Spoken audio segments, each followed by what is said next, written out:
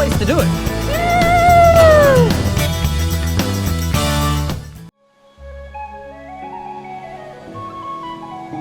When the fog clears from the Mendocino coastline and retreats to the redwood forest, you can see them.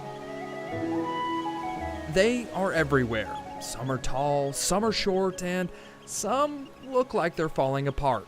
There are a lot of water towers here. There are a lot of water towers. We're somewhere between 24 and 30 left.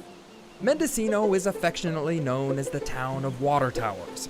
Historian Ann Siemens gives walking tours of the towers and says records show at one point the town had more than 100 of them. The whole reason we needed water towers was because we didn't have water to the houses, and the way you got that was through this gravity-fed system. Mendocino doesn't have a municipal water system, so every one of the 1,000 or so residents gets their water from a personal well. People use them as storage because it was important to store your water. Mendocino gets 40 to 60 inches of rain in the winter, but we have a really shallow water table. Before the invention of electric pumps, windmills were used to pump water out of the wells and into the towers, but there was just one problem. Before they had self-oiling windmills, they just made such a racket. And so if you can imagine 100 of these things in the town all going off at one time, it was quite a cacophony of sound.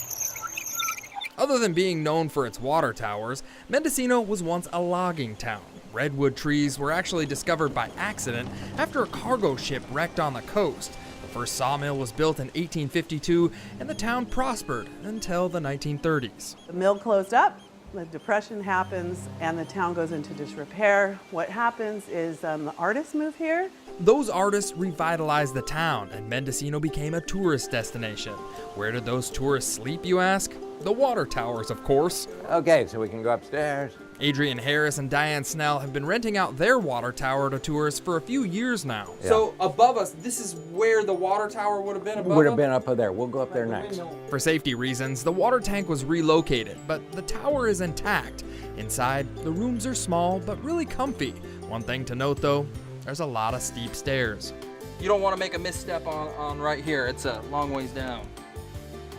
Once on top of the towers, you get a spectacular view of Mendocino and all its water towers. What is it like to sleep in a water tower? The views from this one are wonderful. I mean, it's so nice. And it's very cozy.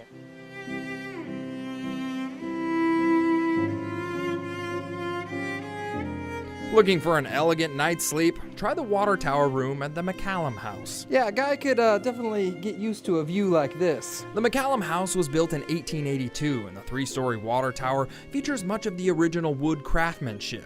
On the first floor, you can even see the underground well. On the second, there's a nice bathroom with a sauna. And on the third, there's just enough room for a bed. Not a whole lot of space up here. Just not up here. Yes, yes. The rooms kind of get more narrow as you go further up. A trip to Mendocino wouldn't be complete without a visit to the Blair House, which is where they filmed many scenes of the drama Murder, She Wrote, which was technically supposed to be set in New England. She was supposed to live in New England, and Mendocino was often used as a substitute for New England fishing villages because we were on the coast. You want me to tell you I love you? The movie Dying Young, starring Julia Roberts, was also filmed here. And they actually built a house for Julia Roberts for that movie, and this is what it looked like. Windstorms and natural decay are the biggest threat to these water towers, so whether you're sleeping in one or just admiring it from the road, enjoy them while they last. From the water tower town of Mendocino, I'm John Bartell. Hope to see you on the back road.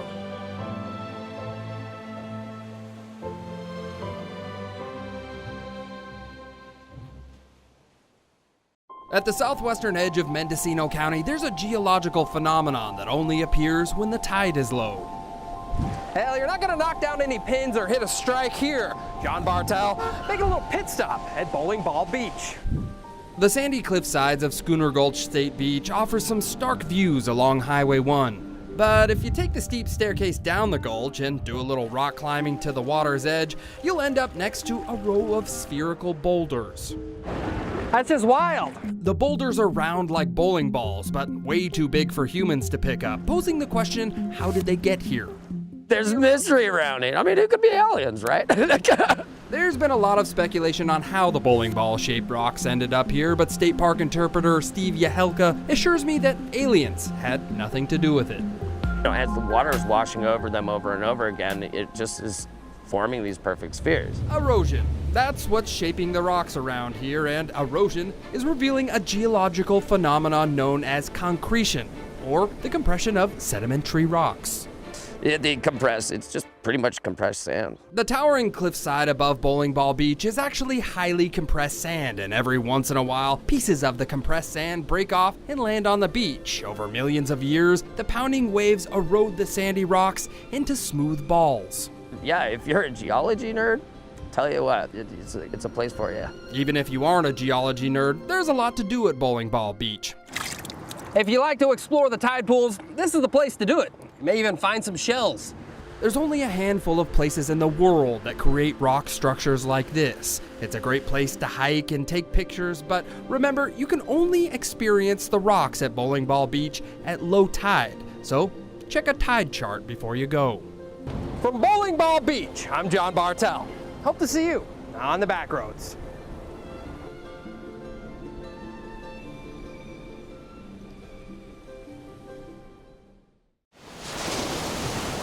It's not uncommon to experience a little rain on the Mendocino coast, but don't let it ruin your experience. Head to one of the places where rain enhances your experience. Well, it's the Disneyland of rocks. John Bartell here, making a little pit stop at Stone Ranch.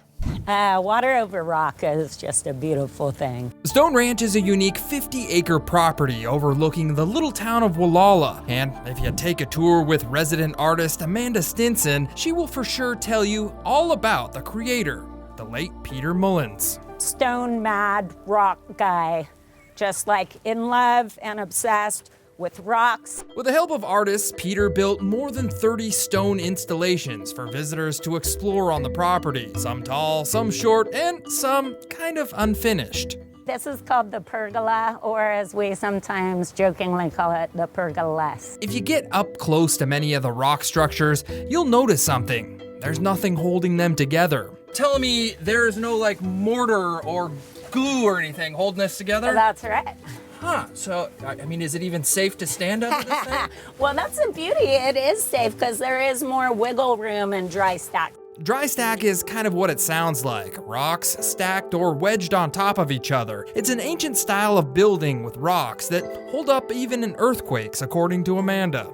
We just had a 4.1 back in May, and the only thing that fell was a rock balance that I had done that actually had been up for like 5 years. Many of the rock installations are interactive, meaning you can walk on or walk through, and touching is highly encouraged, especially in the rain. I ran over just now. Whoa, I didn't even realize it was brown, because when it's dry, it's more of a gray. Genevieve Mullins is Peter Mullins' daughter. She says her dad designed the place to interact with nature. His prized masterpiece is the Fish Rock Tower, which also interacts with the rain. It is made with a hot lime mortar that strengthens every time it rains. Genevieve says her father never could have built this place without other rock-loving artists. He had a knack for inspiring people. This is a space for artists to create, and that is something that my dad always wanted. Peter Mullins passed away in 2022, but left behind a rock-solid legacy for all of us to enjoy, no matter the weather conditions. Where when you're snuggling up to a rock, you're just like snuggling all these years, these hundreds and thousands and millions of years, which is just incredible. From Stone Ranch in Wallala, I'm John Bartell. Hope to see you on the Backroads.